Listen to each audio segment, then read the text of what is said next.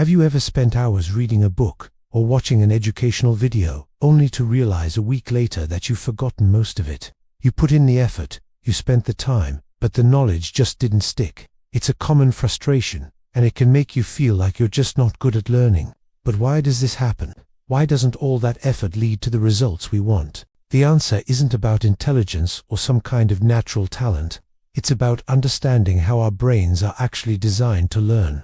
When we work with our brain's natural processes, learning becomes easier and more permanent. When we work against them, we end up wasting our time. So, let's start with the basics of how your brain learns. Think of your memory as having two different storage areas. First, there's your short-term memory. It's like a small table where you can place a few items you're recurrently working with. It's useful in the moment, but it has a limited capacity, and things don't stay there for long. Then there's your long-term memory, which is like a massive warehouse where you can store information for years, or even a lifetime. The goal of learning is to move information from that small, temporary table into the vast, permanent warehouse.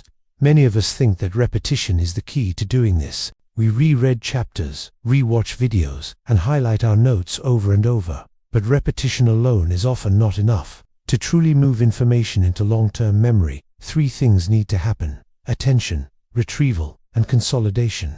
Attention is simple. You have to be focused on what you're trying to learn. But retrieval and consolidation are where most of us go wrong. This is why passive learning like reading, watching, or listening feels productive but often produces weak results. You're taking information in, but you're not doing the work to make it stick. This brings us to one of the most powerful principles that people rarely use: active recall. Active recall is the process of actively trying to retrieve information from your memory without looking at your notes or the source material. Instead of rereading a concept, you try to explain it in your own words. Instead of looking at a vocabulary list, you test yourself. This feels harder than passive rereading. It's uncomfortable. Your brain has to struggle a bit.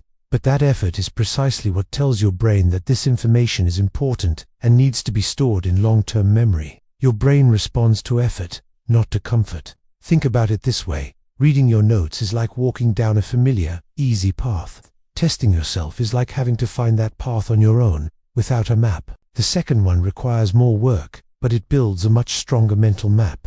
So, let me ask you a question. When was the last time you intentionally tested yourself on something you were trying to learn, instead of just rereading it? The good news is that applying this principle in your daily life is simple. You don't need any special tools or apps. Here are 3 practical methods you can start using today. First, after you read a chapter in a book or finish an article, close it. Then, ask yourself questions about what you just read. What were the main arguments? What was the key takeaway? Try to answer these questions out loud or by writing them down, without peeking. This forces your brain to actively retrieve the information. Second, find a concept you want to understand deeply and try to explain it out loud to an imaginary person. If you can't explain it simply, you probably don't understand it well enough yet.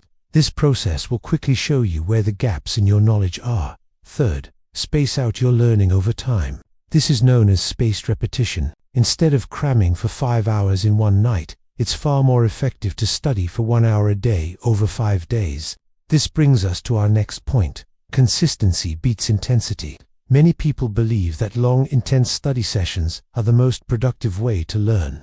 They lock themselves in a room for hours, fueled by caffeine, and feel like they've accomplished a lot. But from your brain's perspective, this is one of the least effective ways to create lasting memories. Short, repeated learning sessions work much better. When you revisit information after a bit of time has passed, you're telling your brain, hey, this is important, remember this. Each time you do this, the neural connection for that memory gets a little bit stronger. It's like walking the same path in a forest over and over.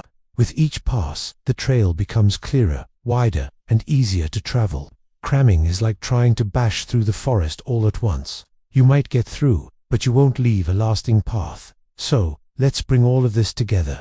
If you feel like your learning efforts aren't paying off, the solution isn't necessarily to put in more hours. The solution is to change how you use those hours. Learning improves when your effort is structured in a way that works with your brain, not against it. It's about engaging in active recall, testing yourself, and spacing out your practice over time. Think about that.